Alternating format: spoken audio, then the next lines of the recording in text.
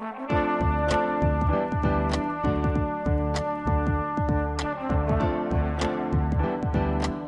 listening to the Co-Main Event Podcast. And now your hosts, Ben Fowlkes and Chad Dundas. That's right. You're listening to another episode of the Co-Main Event Mixed Martial Arts Podcast. I'm your co-host from BleacherReport.com, Chad Dundas, and joining me as always from MMA Junkie and USA Today, ladies and gentlemen, it's the newly elected president of the Mixed Martial Arts Journalists Association, your friend and mine, Mr. Ben Fowlkes. Ben, how you doing this week? I think you mean, how are you doing this week, Mr. President, sir? I'm not going to do that. I'm not going there. You're lucky that I haven't started the impeachment process yet, as far as I'm concerned. Please start the impeachment process. Because what do we have to do to get that going? I got a list of grievances and scandals as long as my arm. Okay. But I don't know what we're waiting for. Although I will blast you in a series of tweets as a slime ball. We did talk on the live stream. When was that? Friday? Is that when Friday. We did that? Did that last Friday about your recent election as the president of the MMAJA. At that time, I gave you the opportunity to make an opening statement. You didn't really take it, so I'm going to give you another one here on the Co-Main Event Podcast proper. Ben, as the newly elected MMAJA president, do you have any public words? Well, I would just like to point out that I won the presidency with 75% of the vote, which, that's a mandate, my friend. That's what you call that. That's a big-time mandate. I think that we can all agree that anybody who receives 75% of the vote has peaked and should probably, therefore, resign immediately and live a life of luxury and leisure. I thought we agreed that Thank you. That anyone Good night. I thought we agreed that anybody that got 75% of the vote pretty much had the job for life. Yeah, well, okay. And as the guy who has the job for life, I hereby name Chad Dundas as my successor. Wait, are you planning to check out? Is there something you're not telling us? I'm is going there a to terminal fake illness? my own death Oh. to avoid serving this office. That would be so like you, to fake your own death to get out of some requirements. I probably shouldn't have said I was going to fake my own death. It's going to be a lot harder now. That's like the one thing you got to know about faking your own death. Yeah, don't say that's what you're going to do. Ben, Dundasso shirts are back. No way. And they're up for sale over there on Cotton Bureau right now. CottonBureau.com/products/Dundasso will get you there. Where to buy the shirts. 2 items of positive news. Number 1, we've already sold enough shirts that this run is going to go to press. So if you want a Dundasso shirt, you can go scoop one up without having to worry that maybe we were going to fall short of the threshold and your purchase would go for naught. You just get your money back. Do you have to act now because then they're going to be gone forever? I haven't got there yet, man. Let me get my announcements out of the way. Okay. We are such good clients for Cotton Bureau that this time around they're giving out free shirts. What? We gave out a free shirt when we got to 12 shirts sold. Right now, I just looked, we're sitting at 21 shirts sold as of this recording. If we get to 25, Ben, I'm giving out another free shirt. Going to do a little bit more Dundasso trivia over at the Twitter account at Chad Dundas. # Dundasso trivia. I can tell you're excited. Yeah. The way you're looking at me, I can see the excitement in your eyes. Yeah. And as Hard to everyone contain knows, scoop up your Dundasso t-shirts now because I think 13 days from now is when the run ends. And at that point, well, they'll be gone forever. God, I want it to be true this time. I really do. See, one of these times it's going to be jokes on you motherfuckers because it will be the last time. So you're saying the greatest day of my life? One of these days will be the greatest day of my life? Second to the day that you got elected president of the MMAJA. Ben, how's the Patreon doing? Do you want to guess? Do you want to do a thing where you guess and you're woefully wrong? Well, we were up over 700 last we checked, right? That's right. I'm going to say like 30 people probably canceled their subscription, so we're back down to $6.95. You would be wrong. How we doing? 732 patrons for the CME podcast. Unbelievable. That means 732 people who get to enjoy special added extra content, such as our Brunch of Champions live streaming event went off like gangbusters. that we did on Friday morning, which if you're a patron, you can go back and watch that anytime you want. Anytime you want to just, maybe you're making dinner. You want to just feel like we're in the room. You click that, and it's just like we're sitting around having a conversation with you anytime you want. Everybody wants to feel like we're in the room while they're making dinner. That's right. Nothing creepy about that. Also, those 732 people can enjoy written content, such as the ongoing serialized noir fiction, The Old Man and the Sea. That's letter C. Be dropping the second part of that this week? The second part of that drops this week. Thank you, Chad. Oh, man. I can't wait. Patreon.com/co-main event. Get in on the action. We got music again this week from our friend The Fifth Element, a music producer from Fort Worth, Texas. If you like what you hear, you can check him out on Twitter at The Fifth Element, Facebook.com/The Fifth Element, SoundCloud.com/The Fifth Element Official. And as you know by now, that's the word the with an A, The Fifth Element. 3 rounds as usual this week in the Co-Main Event podcast. In round number 1, even though Justin Gaethje lost to Dustin Poirier on Saturday night, why did we keep expecting him to plug a cigar into the corner of his mouth and say, I love it when a plan comes together? And in round number 2, is it time to bust out Johnny Hendricks' voice for the Natural Born Killer? Oh man, Carlos Condit. You know what I'm saying? And in round number 3, Frankie Edgar fights this weekend in a rematch against Cub Swanson at Fight Night 128. That's right, you heard me correctly. Frankie Edgar fights this weekend against Cub Swanson at Fight Night 128. All that, plus Are You Fucking Kidding Me? And just saying stuff. But first, like we always do about this time, let's do a little bit of listener mail. Listener mail. The first piece of listener mail this week comes to us from Alex Cool Guy Hands. Okay. Is it kind of like the Cool Hand Luke Sanders fought on the prelims? There was a little discussion about whether you can go ahead and do that, whether you can just be Cool Hand Luke. Who was the other one? Cassius Clay Pollard or whatever it was. Yes, that's. I believe that's exactly correct. You Cassius love that one. Clay Pollard. I know. I love the look on your face. I'm closing my eyes right now. Whenever I bring it up. It's like I can't even believe it. Cassius Clay Pollard.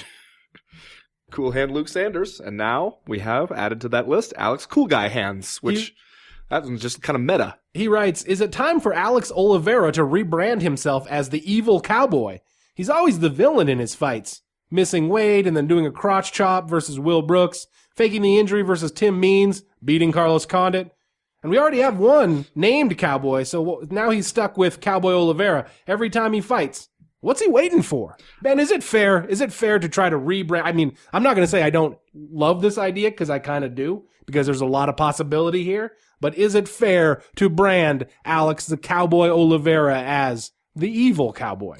I like how one of the lists of the evil things he has done is beating Carlos Condit. I mean, like just winning a fight. Right, yeah. It's appropriate though, right? I mean, I guess I understand the sentiment. I can't argue with that. Although it does make me wonder, does that mean Cowboy Cerrone is good cowboy?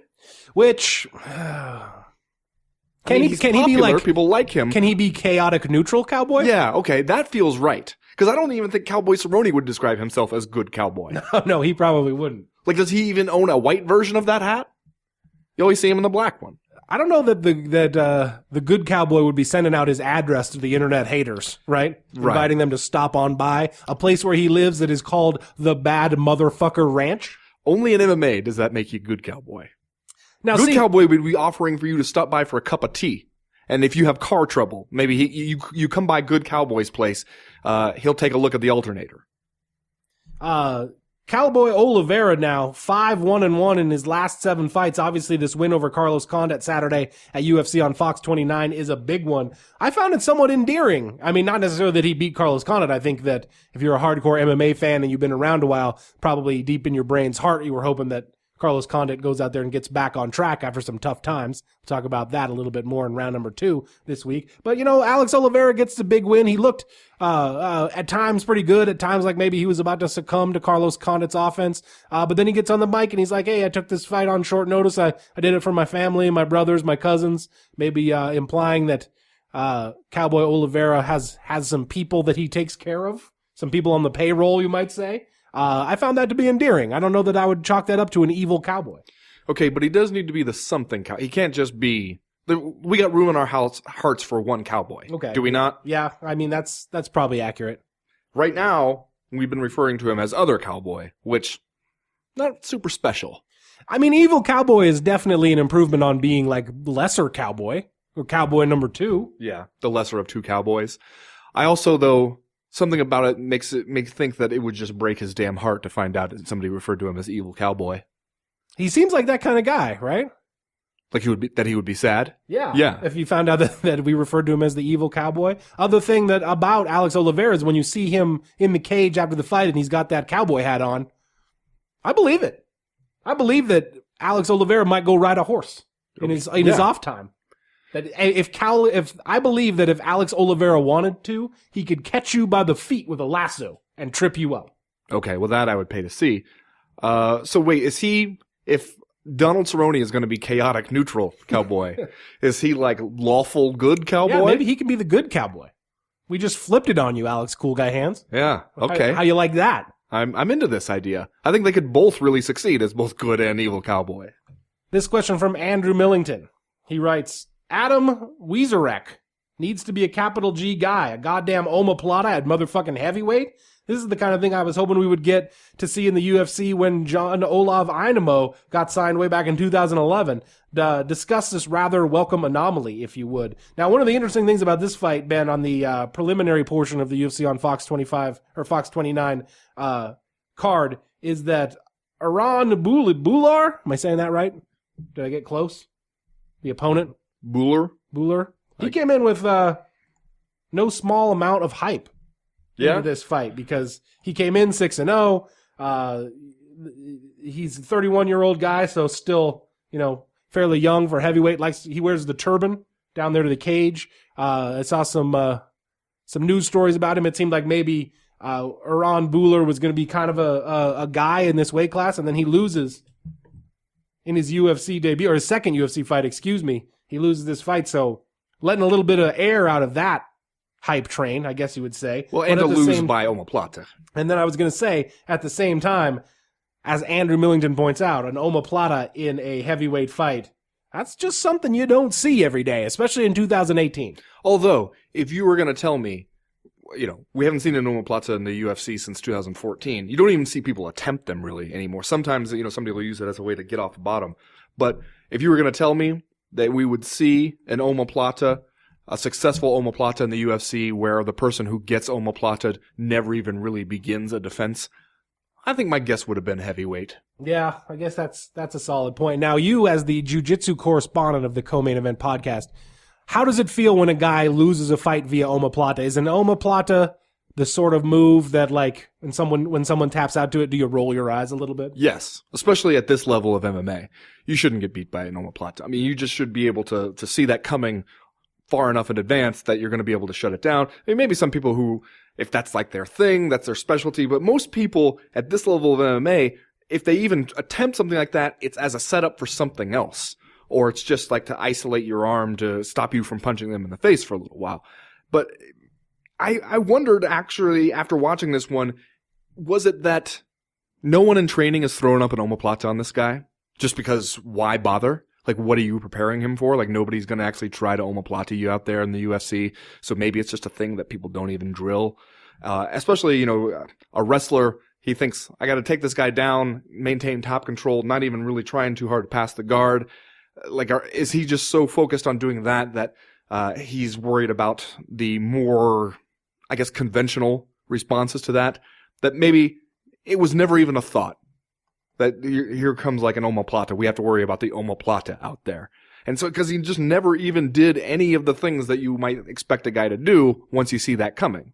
Yeah, it was surprising, right, from a guy who not only trains at American Kickboxing Academy, which is obviously a high-level MMA camp, and also is a super decorated wrestler, like I think a gold medalist at the Commonwealth Games and a bronze medalist at the Pan Am Games in wrestling. So, not that those guys are like automatically come equipped with solid submission defense, but at the same time, you'd think a guy who knows his way around the ground wouldn't get fooled by an omoplata. Well, one thing though, I mean, not that he even really started to do any sort of defense, but in that position, one thing that can work in the other guy's favor is if he's up against the fence, one of the things that you think about doing when the omoplata gets a little bit more advanced there is stepping over. If you're up against the fence, there's really nowhere that you can step to. But he did seem like the look on his face right after he tapped to the omoplata was just like, God damn it, of all the things. I think that maybe that's something he's going to be needled about a little bit in the wrestling room. Just for my own edification, what is the worst submission to get caught in, just in terms of like you show up at the dojo next weekend, they might cut your jiu-jitsu card in half. Toe hold. Toe hold? You mean like a pro wrestling move, like Kurt Angle's ankle lock kind of thing? Kind of, or the thing, like the most basic white belt jiu-jitsu thing that every once in a while you'll see in an MMA fight where like you take somebody's back and you make the mistake of crossing your feet when you go to put your hooks in. Right. And then they do the thing where they pass their, one leg over and then kind of triangle it and arch back to put the pressure on your feet. If you have to tap to that as a UFC level fighter, you're going to hear about it for the rest of your damn life. Good to know. Next question this week comes to us from Darcy Dunn, who writes, guys, what should we make of Israel Adesanya at this point? Dude obviously got a lot of hype leading up to his UFC career, but Saturday's fight against Martin Vettori wasn't exactly all that, if you ask me. Discourse, please. Yeah, okay. It seems to me like maybe suffering a little bit from the elevated expectations we have from Israel Adesanya. A little bit of hype fatigue, perhaps? Well, and just not only do people expect him to win, but they expect him to really go out there and show out and do something crazy against the guy. And, he hit Marvin Vettori with some pretty good shots there that Marvin Vettori took. I also think, though, that Vettori did better in that fight than people were giving him credit for, or better in that fight than people expected. He was standing there and you could tell feeling like he had a chance to win that decision. I mean, I'm not saying he should have, but it looked on paper like this was a fight where Israel Adesanya is going to go out there and break dance on a guy's face, and it didn't go down like that. Well, I mean, and Vettori made it super interesting with that takedown down the stretch there. I think that's the third round, right? When he was spent most of the round on top of Israel Adesanya. And you could kind of tell from the UFC broadcast just sort of how they were talking about Israel Adesanya, because for much of that first round, you got Dominic Cruz and Daniel Cormier in the booth basically assuring us that Israel Adesanya was just about to be awesome, right? Most of the first round is like, oh, okay, well, what he's doing here, he's seeing Martin Vettori's offense, he's getting his timing down, and then he's going to explode, and it's going to be awesome. Like we used to tell ourselves about Anderson Silva when he got into that habit of clowning around on motherfuckers, and it would be like, okay, but any minute now, it's going to be something rad. And then once you get into the third round, you got Dominic Cruz, and I believe he even said, this is just honesty. On the broadcast, he said, "Thank you. We're starting to see some holes in the game of Israel Adesanya, that he's being taken down. Martin Vettori is sort of holding him down here. If you can do that to this guy, you can nullify his offense and maybe grind out a decision." And clearly, like, Martin Vettori came closer than the odds would have said that he had any right to come, losing a split decision here to Israel Adesanya. But I do think you're right, Ben. Like, it's a situation where we heard how awesome this guy was. We saw the highlight tapes. His first performance in the UFC was pretty awesome. We expected him to maybe like even better that coming out for his second performance. And maybe that's not fair to put those expectations on a guy who, after all, is a professional athlete. He's going to go out there in a sport that is very unforgiving in mixed martial arts. And maybe it's a situation where just getting the win ought to be enough for us. But that's not what the expectations tell us to look for. Yeah, well, and I also think that some aspects of his style, like he defensively is really tough to track down, to even find. And I think you saw that with what we saw like in the first, second round. Marvin Vettori keep trying to go after him, keep marching forward, and just can't seem to touch him very much. And like that's really impressive, but it also seems like he is maybe a little too patient when it comes to firing off his own offense. And in a 3-round fight like that, that's tough to do. But I also think the way to think of him in MMA is as a work in progress and not as like this has to be the finished product. One time I read an article about Hunter S. Thompson that was written somewhat late in his life, and part of the article was sort of like that Hunter S. Thompson essentially hated being Hunter S. Thompson because he had established this reputation for himself as a huge partier and a guy that would like drink all the whiskey and take all the drugs. And so by the time he gets to be in his 60s, he doesn't necessarily want to do that anymore. And yet, every time like he goes out on the road, anytime he shows up anywhere, like on a book tour or whatever, everyone expects, oh, here comes Hunter S. Thompson. Yeah, let me just I brought a big ass bag pills. of cocaine. Yeah. He's obviously going to do all of it. And Hunter S. Thompson was actually like, oh man, I just like want to do my reading and go back to the hotel and get some rest, right? And sometimes I wonder if you've got a guy like Israel Adesanya where the expectations are he's going to spin around and do something crazy. I wonder if eventually it gets to the point where they're sort of like, well, can't I just win? Couldn't I just win the fight? Wouldn't that be enough? And then do a bunch of coke. And then do a bunch of cocaine, eventually go back to the hotel and get some sleep? Yeah. Why not? Last question this week comes to us from Randy Poffo. Oh, okay. The Macho Man. Nice. Randy Poffo. He writes, Edson Barboza versus Kay Lee, who you got? And will the UFC just shrug and hand one of these guys a lightweight belt when this is over? Everybody else has one, right? Oh, wow. Burn. You're not going to do that in a Macho Man voice? Nah. Oh, yeah. How's that? That's all you got? Is that all you have? I mean, I didn't prepare anything. You couldn't just read the question in your Macho Man voice. Do you want to read the question in your Macho Man voice? I think your Macho Man voice is better. That was not bad. So Edson Barboza versus Kevin Lee is actually the main event. Not going to do it, huh? No, I'm not going to do it. Of, what is it, Fight Night 128? Fight Night 128 coming up this week from Atlantic City, New Jersey, out there on Boardwalk Hall. We're going to pay a lot of attention to Frankie Edgar versus Cub Swanson in the third round of this show. But want to give a little love to Edson Barboza versus Kevin Lee. That is the main event, lightweight contender fight. Just recently, Kevin Lee's out there fighting in one of a million interim lightweight title fights. Doesn't win it. We ended up putting the interim lightweight title on Tony Ferguson. I believe eventually he took the belt outside, and it turned out it was made of sugar, and it dissolved in the rain. That'll happen. Is that what happened to Yeah. Tony Ferguson's interim that lightweight can title? But here we go. Edson Barboza versus Kevin Lee. What's the future for the winner here? Dustin Poirier got a pretty big win at lightweight this weekend, which we'll talk about in round number 1. But are things wide open? Or as we talked about last week, are we just in a fucking endless holding pattern, trying to wait to figure out what Conor McGregor is going to do? Ding. Fucking endless holding pattern. That's what we're in. Especially, this is weird because here you have a main event between two guys who are both coming off a loss. And granted, they were both, losses against, the top of the division. Edson Barboza to Khabib Nurmagomedov, now we're told, the one true champion of the lightweight division. Kevin Lee to Tony Ferguson, the, sugar belt champion. But still, it is a little bit strange. Even when you talk about it, you have to say, this is actually the main event. I can hear your voice just dripping with enthusiasm. Well, you'd think, you just think if you didn't look at the card that Cub Swanson versus Frankie Edgar would be the main event. Especially in New Jersey. It's got Frankie Edgar in it after all. Right. And Cub Swanson. A couple of guys, a couple of known guys on the scene. And that this one, you're going to have a tough time selling this to me as our traditional understanding of a contender fight. What it is maybe like a contender eliminator, because the loser's going to have lost 2 straight against the division's upper echelon. The winner isn't exactly in a line for anything clearly or immediately. The winner's going to have to fight somebody else after this. It's not like you're going to be jumping up on the mic and be like, that's right, give me that title shot right now. Nobody's going to believe that.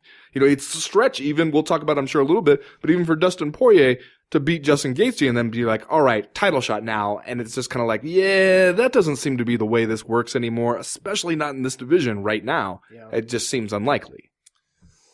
Is it unfair for me to say that despite the fact that he is obviously a high-level lightweight, and previous to that loss to Khabib Nurmagomedov, he had won 3 fights in a row, but is Edson Barboza at this point just sort of a measuring stick for guys who are elite-level lightweights? And if yes, does that make this fight more important for Kevin Lee? Because Kevin Lee was a guy, I think he was 13 or 14-1 or something like that prior to the Tony Ferguson fight, and he ended up losing that one, obviously. Still a guy at just 25 years old that holds on to a lot of promise as a prospect, or a guy that we expect big things from at 155 pounds.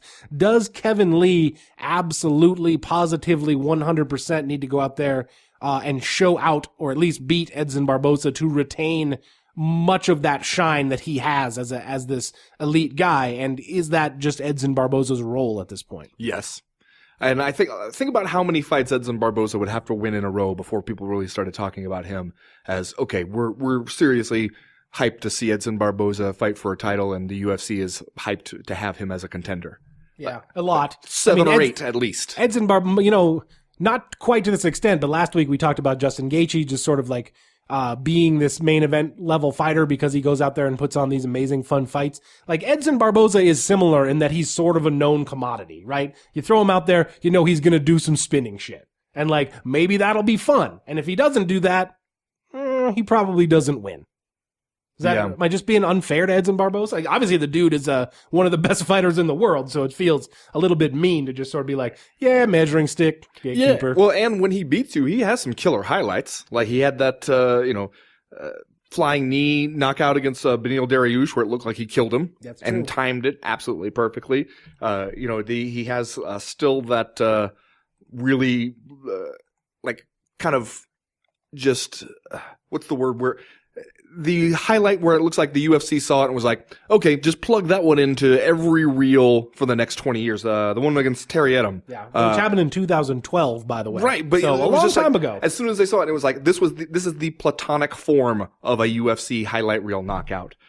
So he can do that, and yet it does seem like whenever he is up against somebody who is kind of that next level in the division, like you look at his losses and it's like Donald Cerrone, Michael Johnson, Tony Ferguson, Khabib Nurmagomedov. And it's like, all right, well, there's like kind of a list of the people who do matter or have mattered recently in the lightweight division. And he doesn't beat those guys. So, I mean, the win against Gilbert Melendez probably, or Anthony Pettis, he beat both those guys. And it's like, those are his highest profile wins, but it also made us feel like we had learned more about them and where they were at in their career than about where Edson Barboza was headed.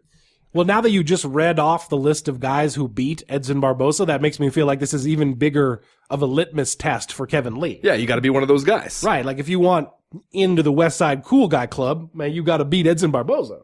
Is that the only way in? I think maybe you also have to like throw a rock through the back window of a police car.